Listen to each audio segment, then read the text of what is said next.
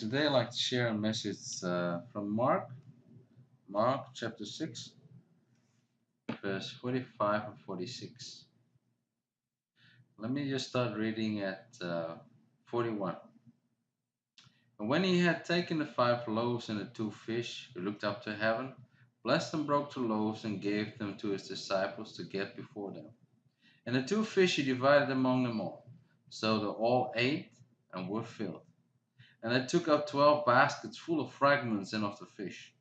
Now those who had eaten the loaves were about 5,000 men. 45. Immediately he made his disciples get into the boat and go before him to the other side, to Bethsaida, while he sent the multitude away. 46. And when he had sent them away, he departed to the mountain to pray. Now when evening came, the boat was in the middle of the sea, and he was alone on the land. Then he saw them straining at rowing, for the wind was against them. Now about the 4th watch of the night he came to them, walking on the sea, and would have passed them by.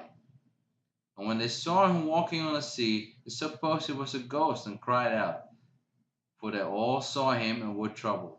But immediately he talked with them, and said to them, Be of good cheer, it is I, do not be afraid.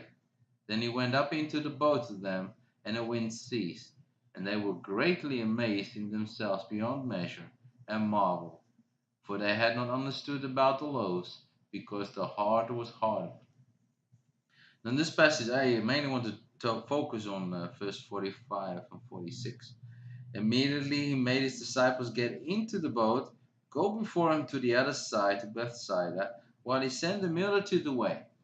And when he had sent them away, he departed to the mountain to pray. For me, it's just amazing. He's just been feeding a crowd of maybe 20,000. It says here 5,000 men, so children, females, so maybe about 20,000 people. He's been feeding them with bread and fish.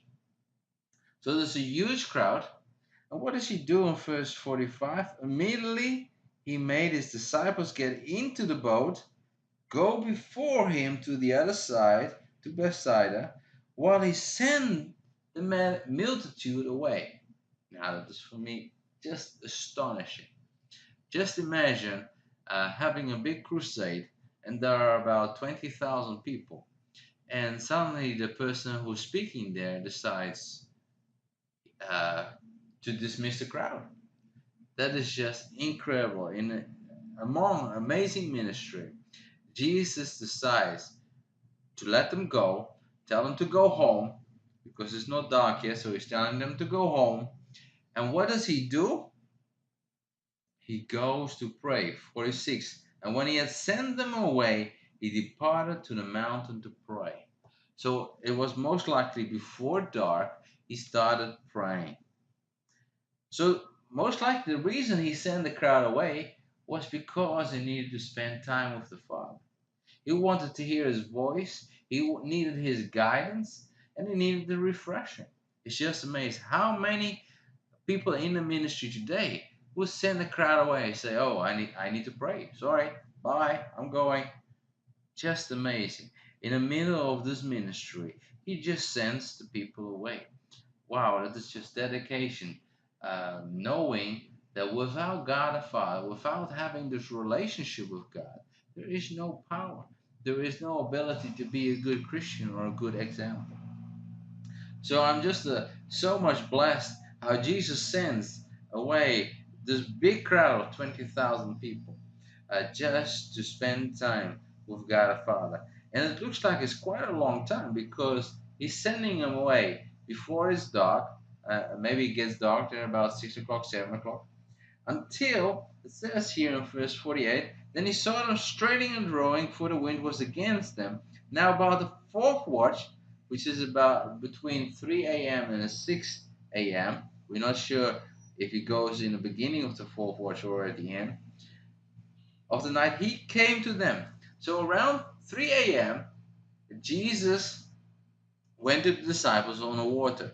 That means that, say, from about 6 o'clock, 6 p.m., till maybe about 2 a.m., he has been praying and talking with the Father. That is just amazing, astonishing. So, the lesson I have for today is we can never be too busy. We see that Jesus, in the middle of his ministry, sends away a crowd of 20,000 people. He didn't say, I was too busy, I'm too tired. No, he sends them away and spends time with the Father, which is just amazing. Today in society, we very quickly say, oh, we're too busy, we're too tired. That's not an excuse. Jesus had exactly the same issues. He was busy. He had this crowd of 20,000 people. Isn't that amazing? In the middle of that crowd, he just sends them away and says, bye bye. I need to spend time with the Father. He most likely was very tired. He's been spending a whole day with this crowd. But instead, he went to pray. He prayed from maybe 6 p.m. to maybe 2 a.m. We're not sure the exact time, but at least 3 a.m. That's an amazing, astonishing amount of prayer. And we see that Jesus makes it a priority to spend time with the Father. And if we follow Jesus' example, we need to make prayer a priority. And we can't use excuses like being too busy or being too tired. That's not going to work. We need to make it part of our lives. We should make it a priority to hear the voice of the Father.